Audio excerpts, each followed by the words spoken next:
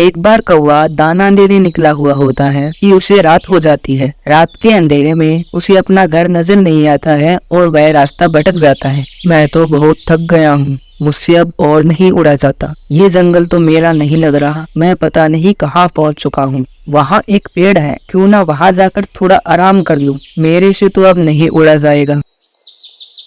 रात बहुत हो चुकी है, क्यों ना मैं रात यहीं बिता दूं और कल सुबह निकल पड़ूंगा। कौवा ये बोलकर सो जाता है। कौवे को सोए थोड़ी ही देर हुई थी कि तेज बारिश शुरू हो जाती है। अरे, बारिश को भी आज ही आना था। एक साथ सारी मुश्किलें मेरे पर आ पड़ी है। चिड़िया बेटा सो जाओ, अब बारिश बहुत तेज है। खिड़की बंद कर दो और यहाँ आकर बैठ जाओ। मम्मा थोड़ी देर बैठ लेने दे। छोटी चिड़िया खिड़की पर बैठी बारिश का आनंद ले रही थी। अब मैं क्या करूं? मुझे भूख भी लगी है और बारिश की वजह से मेरे सर में भी दर्द होने लगा है। लगता है मुझे किसी पक्षी के घर में जाना ही होगा। कोई ना कोई पक्षी तो मुझे आसरा दे ही देगा। कौवा उड़कर थोड़ी दूर जाता है। उसे एक घर से रोशनी आती हुई दिखाई पड़ती है। कौवा उस घर के अंदर जाता है और घर का दरवाजा बजाने लगता है। मम्मा मैं जाकर देखती हूँ। छोटी चिड़िया जाकर दरवाजा खोलती है। आप कौन है बेटा? कोई घर में बड़ा है क्या? पहले आप मुझे बताइए आप कौन है, नहीं तो मैं दरवाजा बंद करने जा रही हूँ। ना बेटी, दरवाजा मत बंद करना,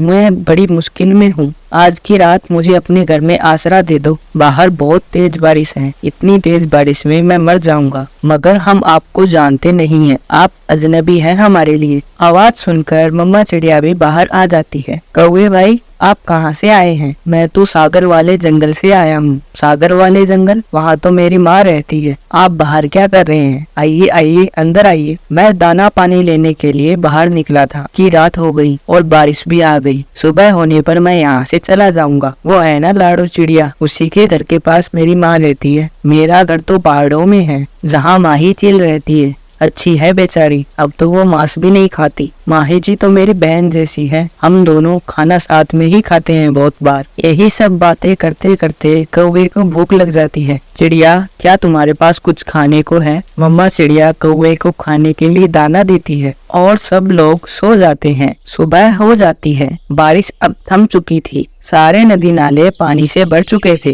फूल और पेड़ पौधे बारिश के पानी से नहाकर साफ सुथरे हो गए थे। वहीं दूसरी तरफ कौवे ने अपना नाश्ता कर लिया था। चिड़िया अब मैं जाता हूँ, अभी थोड़ी देर और रुक जाए। क्यों ना आप थोड़ा और आराम कर लें? अच्छा चिड़िया, तो मैं रुक जाता हूँ। मैं तो पहले ही बहुत थक चुका हूँ। मैं तुम्हारा दिल नहीं तोड़ूंगा और शाम को चला जाऊंगा। और शाम के बाद रात आ जाएगी और रात के अंधेरे में आप फिर से रास्ता भूल जाएंगी। मम्मा आप उन्हें क्यों रोक रहे हो? मैंने तो बेटा ऐसे ही बोला था। कौवा बेशर्मी से वहाँ पर वापस सो जाता है। मम्मा चिड़िया को अब अपना दाना लेने भी जाना था। बेटी चलो हम अपना दाना ले आए। ये कौवा तो सो रहा है, इसे भी हमें दोपहर को दाना देना होगा। मम्मा चिड़िया अपनी बेटी के साथ दाना लेने चली जाती है। पीछे से कालू कौवा उठ जाता है। अरे ये चिड़िया कहाँ गई? चलो मैं थोड़ा जंगल घूमाता हूँ। कौवा जंगल घूमने चला जाता है। वहीं एक पेड़ के नीचे कबूतर का घोंसला था। कबूतर के घोंसले में दो छोटे छोटे अंडे थे। उन्हें देखकर कौवा वहां पर बैठ जाता है। ना तो ये जंगल मेरा है और ना यहाँ के पक्षी। मेरा तो आज अंडे पीने का बहुत ज्यादा मन कर रहा है। यहाँ कौन सा मैं पकड़े जाने वाला हूँ, जल्दी से अंडे पी लेता हूँ और चिड़िया के घर में जाकर फिर से सो जाता हूँ। कौवा तोते के दोनों अंडे तोड़कर पी लेता है और वापिस चिड़िया के घर चला जाता है। दोपहर के बाद चिड़िया भी वापस आ जाती है। कौवे भाई आप ये दाना खाइए और अपना सफर शुरू कीजिए। अगर आज फिर से अंधेरा हो गया तो आपको फिर से मुश्किल होने लगेगी। चिड़िया बहन मैंने सोचा है मैं आज की रात भी यहीं रुक जाता हूँ। मेरे पंखों में दर्द हो रहा है, कल तक वो शायद ठीक हो जाए। छोटी चिड़िया कौवे की तरफ घूरकर देख रही थी। अरे ये क्या हुआ? कोई जालिम मेरे दोनों अंडे पी गया। मैंने किसी का क्या बिगाड़ा था जो मेरे साथ ये सब हो रहा है? कबूतर बेचारा अपने टूटे हुए अंडे देखकर रोए जा रहा था।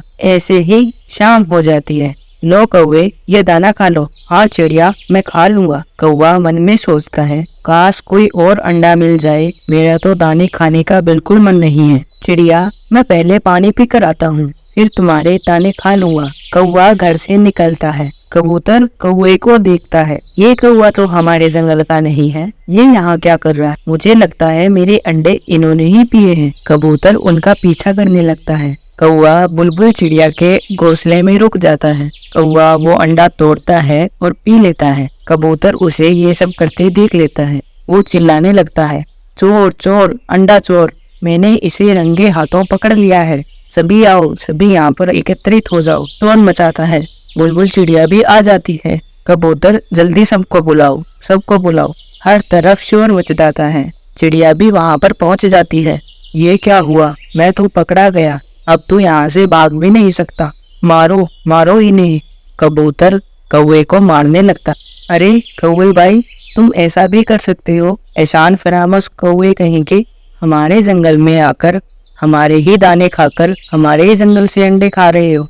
मुझे तो ये कालू कौवे पर पहले से ही शक था। गुड़िया, मुझे बचा लो, मैं फिर कभी यहाँ पर नहीं आऊँ। फिर सभी पक्षी उन्हें मार मार कर उनके पंख तोड़कर बहते हुए पानी में छोड़ देते हैं।